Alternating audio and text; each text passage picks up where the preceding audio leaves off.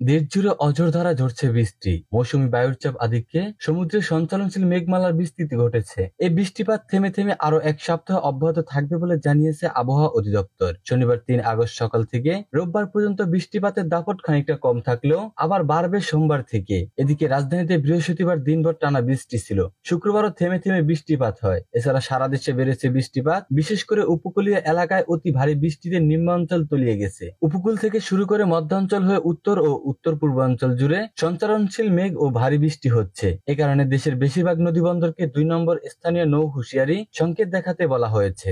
ঝড়ো হাওয়া বয়ে যাওয়ার শঙ্কায় দেশের ৪ সমুদ্র বন্দরে ৩ নম্বর স্থানীয় সতর্ক সংকেত দেখাতে বলা হয়েছে আবহাওয়া অধিদপ্তর থেকে। শুক্রবার সন্ধ্যা পর্যন্ত ২৪ ঘন্টায় দেশের সর্বোচ্চ ফেনীতে ২৮৮ মিলিমিটার বৃষ্টিপাত হয়েছে। নোয়াখালী মাইজদীকোটে ২৭৬ মিলিমিটার বৃষ্টি ঝরেছে, যা গত ২০ বছরের রেকর্ড ভেঙেছে। রাজধানী ঢাকায় বৃষ্টি হয়েছে ৪৬ মিলিমিটার। এছাড়াও ভোলায় ২০৬ মিলিমিটার, পটুয়াখালীতে ১৫৭, খুলনার কয়রায় ১১১, মোংলায় ১৬০, চুয়াডাঙ্গায় ১০৯, চাঁদপুরে ১৪৯, রামগতিতে ২২২, বান্দরবনে ১১৯, ঈশ্বরদীতে ১০৫ মিলিমিটার সহ প্রায় সারা দেশেই কম বেশি বৃষ্টির খবর দিয়েছে আবহাওয়া অফিস। বৃষ্টিপাত আরো ১০ দিন থেমে থেমে অব্যাহত থাকবে জানিয়ে আবহাওয়া অধিদপ্তরের আবহাওয়াবিদ ডক্টর মোহাম্মদ আবুল কালাম মল্লিক জানান, বৃষ্টিপাতের কারণে উপকূলীয় অঞ্চলে ৩ নম্বর সতর্ক সংকেত দেখিয়ে যেতে বলা হয়েছে। ঢাকা, সিলেট ও ময়মনসিংহ সহ দেশের বিভিন্ন স্থানে ভারী বৃষ্টিপাত হতে পারে। আজ শনিবার সকাল থেকে রোববার পর্যন্ত বৃষ্টির আধিক্য কম থাকলেও আরো বাড়বে। জলীয় বাষ্প ও মৌসুমী লঘুচাপের আশঙ্কা না থাকলেও নিম্নচাপ নাও হতে পারে, তবে উত্তর পূর্বাঞ্চলে জলাবদ্ধতা হতে পারে।